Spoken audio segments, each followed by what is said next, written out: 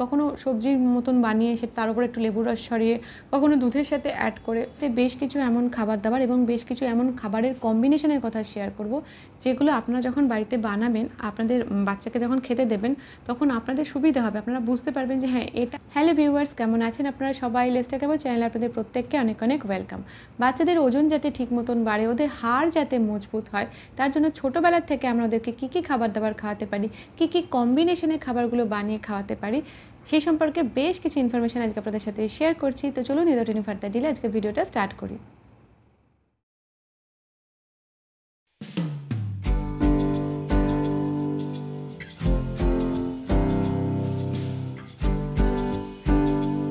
তো দেখুন, বাচ্চাদের ওজন যেভাবে বাড়তে পারে, যদি এরকম হয় যে ওদের মধ্যে হেলদি ফ্যাট তৈরি হয়েছে, ওদের পেশির ডেভেলপমেন্ট ঠিক মতন হচ্ছে, ওদের হাড়ের বৃদ্ধি ঠিক মতন ঘটছে, তো এই সমস্ত দিকগুলো যদি ঠিকঠাকভাবে হয় তাহলে বাচ্চাদের ওজন বাড়তে পারে। এইভাবে বাচ্চাদের ওজন বাড়তে পারে।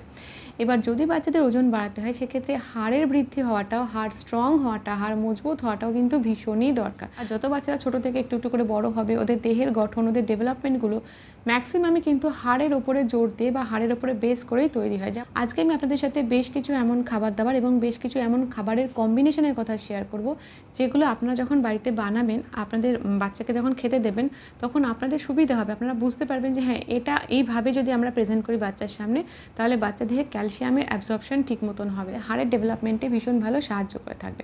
তো চলুন এক এক করে আপনাদের সাথে এই ব্যাপারগুলো শেয়ার করছি। নাম্বার 1 বলবো দুধের কথা। আপনার বাচ্চা ব্রেস্ট ফিডিং করুক বা ফর্মুলা মিল্ক খাক বা কাউ মিল্ক খাওয়া শুরু করে দিক, যাই হোক না কেন, দুধের মধ্যে থাকে প্রচুর পরিমাণে ক্যালসিয়াম। এই ক্যালসিয়াম কিন্তু বাচ্চাদের হার্ট ডেভেলপমেন্টের জন্য ভীষণ ভালো সাহায্য করে থাকে। যদি আপনি আপনার বাচ্চাকে ব্রেস্ট ফিডিং করে থাকেন, সেক্ষেত্রে তো খুবই ভালো। যদি ফর্মুলা মিল্ক খাইয়ে থাকেন, তো সেক্ষেত্রে প্যাকেটের গায়ে দেখে নেবেন যে তার মধ্যে ক্যালসিয়াম বলে লেখা আছে কিনা, তো সেখান থেকেও বাচ্চা কিন্তু ক্যালসিয়াম খুব ভালোভাবে পেয়ে যাবে। আর যদি বাচ্চা কাউ মিল্ক খাওয়া শুরু করে দেয়, তো সেক্ষেত্রে কিন্তু সেখান থেকেও বাচ্চা ক্যালসিয়াম পাবে। আপনি ওই দুধ শুধু বা দুধের থেকে তৈরি ছানা, পনির বা অন্যান্য যে সমস্ত দুধের প্রোডাক্টগুলো হয়, সেগুলো বাচ্চাকে খাওয়াতে পারেন। সেখান থেকেও বাচ্চা প্রচুর পরিমাণে ক্যালসিয়াম পেয়ে যাবে। মনে রাখবেন, যখন আপনি আপনার বাচ্চাকে দুধের মধ্যে কোনো হেলথ ড্রিঙ্কস মিশিয়ে দিচ্ছেন, যখনই আপনি সেই হেলথ ড্রিঙ্কসটা চকলেট ফ্লেভারের দেবেন, ওই চকলেটের মধ্যে এমন কিছু উপাদান থাকে যেগুলো দুধের মধ্যে যে ক্যালসিয়াম ছিল, সেই ক্যালসিয়ামটাকে দেহে অ্যাবজর্ব হতে বাধা দেয়। তো এই কারণে অনেক সময় আমরা কিনে থাকি কি বাচ্চাদের জন্য চকলেট ফ্লেভারের কোনো হেলথ ড্রিঙ্কস বা চকলেট দেওয়া আছে এমন কোনো হেলথ ড্রিঙ্কস কিনে দুধের মধ্যে গুলে দিই। এক্ষেত্রে কিন্তু দুধের যে ক্যালসিয়ামটা আছে, সেটা বাচ্চার দেহে অ্যাবসর্ব হতে অনেকটাই বাধাপ্রাপ্ত হয়। সেই কারণে চকলেট ফ্লেভারের হেলথ ড্রিঙ্কস না কিনে যদি আপনি অন্য কোনো ফ্লেভারের হেলথ ড্রিঙ্কস কেনেন, সেটা কিন্তু বাচ্চাদের স্বাস্থ্যের জন্য ভালো হবে, বাচ্চাদের দেহে ক্যালসিয়ামটা সহজে অ্যাবজর্ব করবে। আপনি সিম্পল দুধ বাচ্চার সামনে প্রেজেন্ট করতে পারেন বিস্কুট দিয়ে, অথবা অন্য যে কোনো ফ্লেভারের কোনো হেলথ ড্রিঙ্কস বাচ্চা দুধের মধ্যে মিশিয়ে সেটা বাচ্চাকে খেতে দিতে পারেন। বা আমরা যে খাবারটার কথা বলবো, সেটা হচ্ছে রাগি। আপনি বাজার থেকে বাচ্চাদের জন্য রাগি পাউডার কিনে আনতে পারেন, তারপর সেটাকে দুধের মধ্যে মিক্স করে সেটা বাচ্চাকে খেতে দিতে পারেন। যদি আপনার বাচ্চা 1 বছরের ছোটো হয়, তো রাগি পাউডার কিনে আনুন, আগে সেটাকে জলে ভালো করে ফুটিয়ে নিন, তারপর তার মধ্যে বাইরে থেকে ব্রেস্ট মিল্ক অথবা ফর্মুলা মিল্ক মিশিয়ে দিতে পারেন।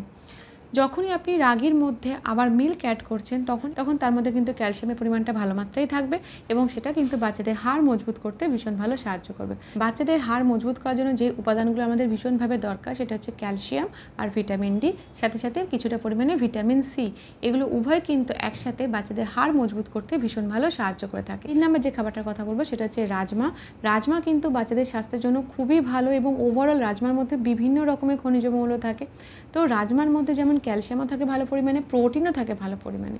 তো আপনি যখন বাচ্চার জন্য রাজমা বানাবেন, রাজমাটার মধ্যে রাজমা দিয়ে যদি কোনো একটা সবজি তৈরি করেন, তো সেক্ষেত্রে বা এমন কিছু একটা বানালেন যার মধ্যে রাজমা রয়েছে, খিচুড়ি হোক বা কোনো সবজি হোক, এবার সেই রাজমার উপরে না একটু পাতিলেবুর রস, মানে রান্না করা হয়ে যাওয়ার পর তার উপর দিয়ে পাতিলেবুর রস ছড়িয়ে দেবেন, তাহলে খাবারটা একটু টেস্টিও হবে।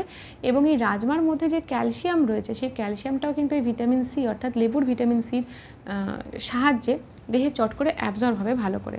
আয়রন যেমন ভিটামিন সির সাহায্যে দেহে ভালোভাবে অ্যাবজর্ব হতে পারে, ক্যালসিয়ামও কিন্তু তাই। ক্যালসিয়ামও ভিটামিন ডির সাহায্য নিয়ে, যাতে ভিটামিন সির সাহায্য নিয়ে দেহের মধ্যে ভালোভাবে অ্যাবজর্ব হয়। তো 4 নম্বর যে খাবারটার কথা বলবো ক্যালসিয়াম সমৃদ্ধ খাবার, সেটা হচ্ছে সয়াবিন বা সোয়া গ্র্যানিউলস। এটাও বাচ্চাদের স্বাস্থ্যের জন্য ভীষণ ভালো। সয়াবিন ছোটো বাচ্চাদেরকে আমরা প্রথম কীভাবে খাওয়াতে পারি, বড় বাচ্চাদের ক্ষেত্রে কীভাবে খাওয়াতে পারি, তার উপরে অলরেডি আমাদের চ্যানেলে ভিডিও আছে। ডেসক্রিপশন বক্সে আমি লিঙ্ক দিয়ে দেবো, সেখানে ক্লিক করলে আপনার ভিডিওটা দেখে নিতে পারবেন। এই যে সয়াবিনের মধ্যে যেহেতু ভালো পরিমাণে ক্যালসিয়াম থাকে আর প্রোটিন তো থাকে, তো ওভারঅল সয়াবিন কিন্তু বাচ্চাদের ওভারঅল গ্রোথের জন্য ভীষণ ভালো, বাচ্চাদের ওয়েট গেইন করতে, ওদের হাড় মজবুত রাখতে ভীষণ ভালো সাহায্য করে থাকে। সয়াবিন যখন বাচ্চার জন্য বানাবেন, সয়াবিন গ্র্যানিউলস দিয়ে যখন কোনো একটা সবজি তৈরি করলেন, তখন তার উপরেও পাতিলেবুর রস একটু করে ছড়িয়ে দিতে পারেন। এর ফলেও কী হবে, সয়াবিনের যে ক্যালসিয়ামটা আছে সেটা ভালোভাবে দেহের মধ্যে অ্যাবসর্ব করবে। এবার বাচ্চাদের ওয়েট গেইন এবং মজবুত হাড়ের বৃদ্ধির জন্য যে 5 নম্বর খাবারটার কথা বলবো, তার আগে আপনাদের সাথে শেয়ার করি, এই যে বিভিন্ন খাবারের মধ্যে দিয়ে বাচ্চা ক্যালসিয়াম পায়, সেই ক্যালসিয়াম অ্যাবসর্ব করতে গেলে যেমন আপনাদেরকে একটু আগেই বললাম যে ভিটামিন সিও সাহায্য করে থাকে, ভিটামিন ডিও সাহায্য করে থাকে। তো ভিটামিন ডিটা আমরা ন্যাচারালি কিন্তু বাচ্চাদেরকে রোজ যদি হালকা সূর্যের আলোয় কিছুক্ষণের জন্য রাখতে পারি, সেক্ষেত্রে খুব সহজেই বাচ্চাদের দেহে ভিটামিন ডি সংশ্লেষিত হয়। আমাদের প্রত্যেকের দেহে সূর্যের আলোর উপস্থিতিতে ভিটামিন ডি আমাদের দেহে সংশ্লেষিত হবে।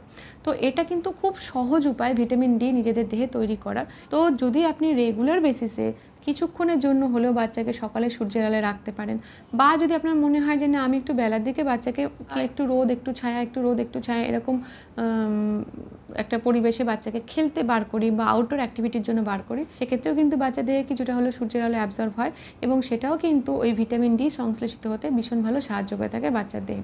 আর এটা তো আমরা সবাই জানি বা ফলোও করি যে একেবারে জন্ম থেকে শুরু করে 1 বছর হওয়া পর্যন্ত বাচ্চাদের কিন্তু ভিটামিন ডি ড্রপ খাওয়াতে বলা হয় রেগুলার বেসিসে রোজ। এবার বলি 5 নম্বর খাবারটির নাম, যে খাবারটি বাচ্চাদের হাড় মজবুত করতে এবং ওয়েট গেইন করতে ভীষণ ভালো সাহায্য করে থাকে, সেটা হচ্ছে অঙ্কুরিত ছোলা। আপনি প্রথমে ছোলাকে জলে ভিজিয়ে রাখলেন, অঙ্কুর বেরোলো, তারপর সেটাকে পরিষ্কার করে ধুয়ে নিলেন, পেস্ট করে সেটা বাচ্চাকে খাওয়াতে পারেন। যদি বাচ্চা বড় হয়ে যায়, অঙ্কুরিত ছোলাকে একটু নরম নরম করে নেবেন, হাত দিয়ে একটু স্ম্যাশ করে নেবেন, তার সাথে আরও কিছু মিশিয়ে একটু আলু সেদ্ধ, একটু রোস্টেড জিরে ছড়িয়ে দিলেন, একটু শসা কুচিয়ে দিলেন, একটু পেঁয়াজ কুচিয়ে দিলেন। তো এইভাবে ছোলাটাকে বাচ্চার সামনে প্রেজেন্ট করতে পারেন, ছোলাটাকে রান্না করে কোনো সবজির মতন করে বাচ্চার সামনে প্রেজেন্ট করতে পারেন এবং এগুলোর ওপরে যদি অল্প করে পাতিলেবুর রস ছড়িয়ে দেন, সেটাও কিন্তু ওই ছোলার ক্যালসিয়ামটাকে দেহে অ্যাবজর্ব হতে ভীষণ ভালো সাহায্য করে থাকবে। এছাড়া যদি আপনার পক্ষে সম্ভব না হয় অঙ্কুরিত ছোলা জোগাড় করা, তো সেক্ষেত্রে আপনি ছোলার ছাতু কিনে আনুন। সেই ছোলার ছাতু, ছোলার মধ্যে যেহেতু ক্যালসিয়াম রয়েছে, সেই ছোলার ছাতুটাকে আপনি যদি মিল্কের সাথে অ্যাড করে সেটা বাচ্চাকে খাওয়া, সেক্ষেত্রেও কিন্তু সেই খাবারটার মধ্যে ক্যালসিয়ামের মাত্রা বৃদ্ধি পায় এবং সেটাও বাচ্চাদের হাড় মজবুত করতে, ওয়েট গেইন করতে ভীষণ ভালো সাহায্য করে থাকে। এবার 6 নম্বর গুরুত্বপূর্ণ খাবারটার কথা বলার আগে আপনাদের সাথে শেয়ার করি, দেখুন খাবার দাবার ছাড়াও বাচ্চাদেরকে খাবার দাবার বিভিন্ন রকমভাবে প্রেজেন্ট করা ছাড়াও আমাদের মায়েদের কিন্তু অনেক কর্তব্য থাকে।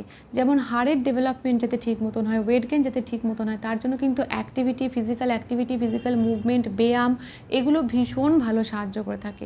আপনি যদি রেগুলার বেসিসে ছোটোবেলার থেকে বাচ্চাকে কোনো রকম ব্যায়ামের মধ্যে ভর্তি করান বা বাড়িতেই হালকা ফুলকা কিছু ব্যায়াম করতে দেন, তো সেক্ষেত্রে যে খাবারগুলো ওরা খাচ্ছে সেগুলো চট করে দেহে অ্যাবজর্ব হবে ভালোভাবে এবং সেগুলো কিন্তু একদম সঠিকভাবে যে পারপাসে খাওয়ানো হচ্ছে সেই পারপাসগুলোকে ফুলফিল করবে। এবার বলি 6 নম্বর খাবারটার কথা, যে খাবারটি খেলে বাচ্চাদের ওয়েট গেইন ঠিক মতন হবে, হাইট ঠিক মতন বাড়বে এবং ওভারঅল ওদের হাড় মজবুত হবে। সেই খাবারটা হচ্ছে অরহর ডাল। অরহর ডালের মধ্যেও কিন্তু প্রচুর পরিমাণে ক্যালসিয়াম থাকে। যখন বাচ্চাকে প্রথম খাওয়ানো হয়, অরহর ডালের একটা পাউডার করে নিতে পারেন, তারপর সেটাকে শুকনো প্যানে নেড়ে রোস্ট করে নিতে পারেন, তারপর সেই অরহর ডালটাকে একটু দুধের মধ্যে দিয়ে নেড়ে বা ফুটিয়ে নিতে পারেন, সেটা বাচ্চাকে খাওয়াতে পারেন, বা অরহর ডাল এমনি আলু দিয়ে সবজি দিয়ে বানিয়ে বাচ্চাকে খাওয়াতে পারেন। আজকের ভিডিওটা এই পর্যন্তই থাকলো। যদি আপনাদের ভিডিওটা ভালো লেগে থাকে তাহলে একটা লাইক করবেন, শেয়ার করবেন, সাবস্ক্রাইব করবেন আমাদের চ্যানেলটা, আমাদের চ্যানেলের সঙ্গে বসে অ্যাটাচ থাকবেন। Thank you.